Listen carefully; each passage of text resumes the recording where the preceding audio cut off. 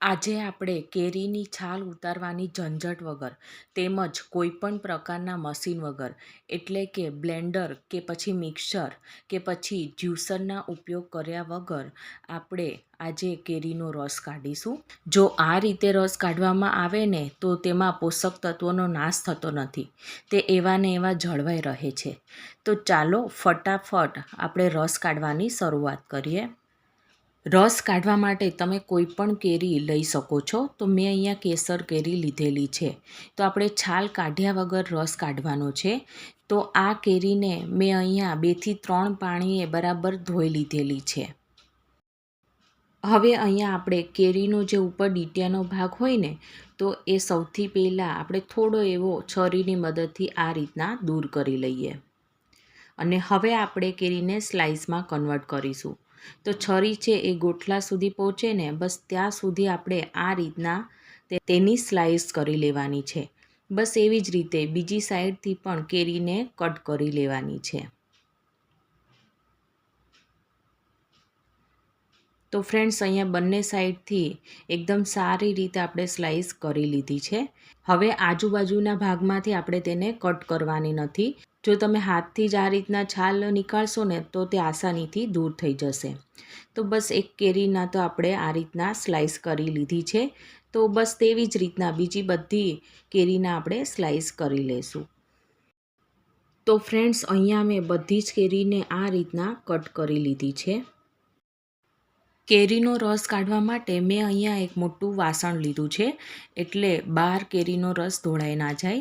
અને હવે આપણે ચાણાની મદદથી કેરીનો રસ કાઢીશું. આપણે જે ઘઉં ચાળવાનો ચાવણો હોય છે ને, બસ એ જ ચાવણો મેં લીધેલો છે. તો અહીંયા આપણે એક પીસ આ રીતના ચાણા ઉપર મૂકીને હાથથી પ્રેસ કરતા જશું અને રસ કાઢતા જશું. તો ફ્રેન્ડ્સ, છે ને એકદમ આસાન રીત. જો આ રીતે રસ કાઢવામાં આવે ને તો તેમાં રહેલા પોષક તત્વોનો નાશ પણ થતો નથી અને તે ખાવામાં એકદમ સરસ નેચરલી મીઠો લાગતો હોય છે.